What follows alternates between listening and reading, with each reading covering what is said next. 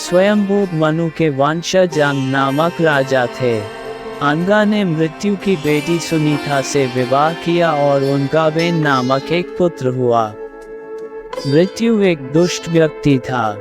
When बचपन से ही अपने नाना के साथ रहा और इस तरह बुरे रास्ते अपनाने लगा। अंग के बाद जब वेन राजा बना तो उसने संसार पर अत्याचार करना शुरू कर दिया। उसने सभी यज्ञ और देवताओं की प्रार्थना बंद कर दी।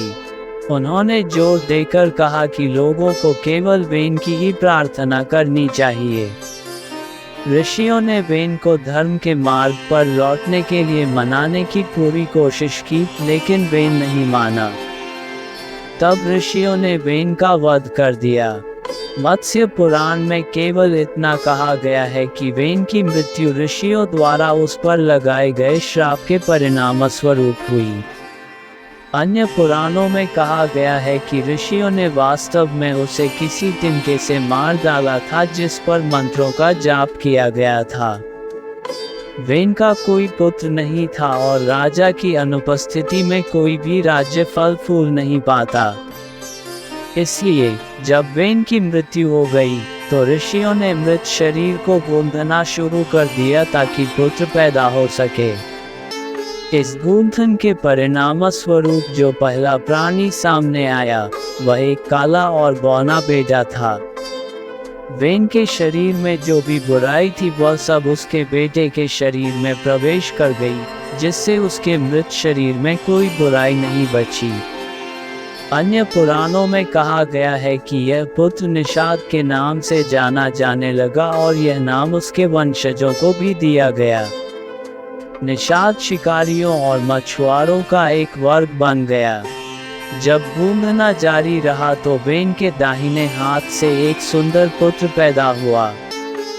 वह पूर्ण विकसित पैदा हुआ था और जब वह बाहर आया तो उसके हाथों में धनुष, तीर और लाठियां थीं।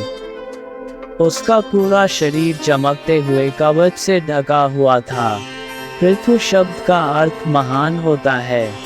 चूंकि पुत्र का जन्म बहुत कठिन प्रयास के बाद हुआ था, इसलिए उसका नाम पृथु रखा गया। कुछ अन्य पुराणों में वैकल्पिक व्युत्पत्ति है। वेन की दाहिनी हथेली बहुत मोटी थी और पृथु शब्द का अर्थ मोटा भी होता है। चूंकि इस मोटी दाहिनी हथेली के गूंथने से पुत्र का जन्म हुआ, इसलिए उसे पृथु कहा गया। ऋषियों ने पृथु के राज्याभिषेक की व्यवस्था की। पृथु एक अच्छे राजा थे जिन्होंने अच्छा शासन किया, लेकिन पृथु की प्रजा के पास अभी भी जीविकोपार्जन के साधन नहीं थे। उन्होंने अपने राजा से इस बारे में कुछ करने को कहा। पृथु ने निश्चय किया कि चूंकि पृथ्वी अन्न नहीं दे रही है, इसलिए वह पृथ्वी को मार डालेगा। पृथ्वी ने गाय का रूप धारण किया और भागने लगी। पृथ्वी जहां भी गई, राजा ने उसका पीछा किया। आखिरकार पृथ्वी को एहसास हुआ कि वह भागकर बच नहीं सकती। उसने पृथु से कहा, कृपया मुझे मत मारो। मुझे मरोगे तब तुम्हारी प्रजा के पास रहने के लिए जगह भी नहीं बचेगी।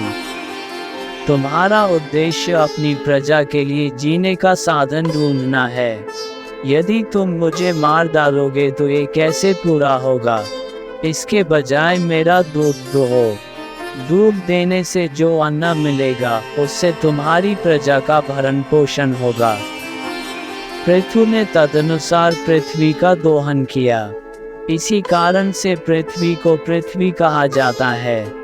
पृथु ने भी अपने धनुष से पृथ्वी को समतल कर दिया ताकि उसकी प्रजा इस प्रकार निर्मित मैदानों में रह सके। पृथु के शासनकाल के दौरान पृथ्वी समृद्ध हुई। गरीबी, बीमारी और पाप अज्ञात थे।